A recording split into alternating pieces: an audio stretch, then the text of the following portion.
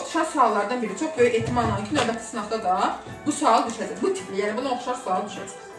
Biz demişik ki, sonu A ilə bitən sözlərə yönlü halın şəkilçisi qoşulduqda, yönlü halın şəkilçisi nə idi? A şəkilçisi. Qoşulduqda söz kökündəki A-ələr qapalı saitə çevrilir. Gəlin buna aid nümunə yazın. Məsələn, deyirəm körpə. Tələffüz zamanı körpəyə. Bu sözdə sözün kökündəki A-ə, yəni sondakı A-ə nə olur? Çevrilir qapalı saitə. Yaxud da, məsələn, deyirəm dələ-yə. Sönür nəyə? Tələffüz zamanı. Dəliyə. Yəni, bu qaydanı bilirik. İndi məsələ nədir? Sizə bunu necə verəcəklər imtihanda? Sizə götürüb onların yazılışını verməyəcəklər. Sizə verəcəklər ki, şöyle yazaq.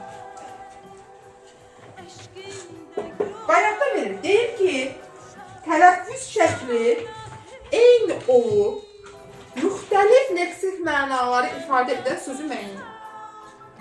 Tələffüz şəkli eynidir, müxtəlif leksik məna ifadə edir. Arzu. İndi bunun tələffüzünə baxın. Biri bildik ki, körpə sözüdür. Biri isə körpü sözüdür. Başa düşdünüz? Artıq tələffüzdən gördünüz 2 dənə məna çıxdı. Bu körpüyə sözü həm körpə sözünə yönlü halı şəkilçisi qoşulmuş kimi müəyyən olunur. Həm də körpü isminə yönlü halı qoşulur. Yəni hər iki sözə yönlü hal qoşanda eyni tələffüz forması meydana gəlir. Həmçinin, məsələn, indi bu sözü özünüz müəyyən edin. Dəri.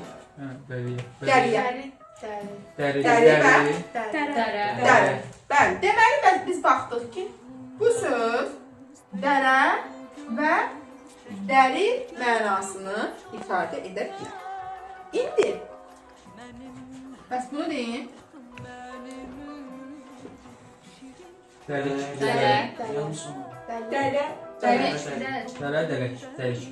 3 dənə mənadır. Baxın uşaqlar. 1. Dəli. 2. Dərə. Üçüncüsü isə dəlik. Hansı ki, dəlik sözü özündən sonra sahib qoşulduğu üçün nəyə keçir? Göyə keçir. Bax, sizə bu tipli sual düşəcək.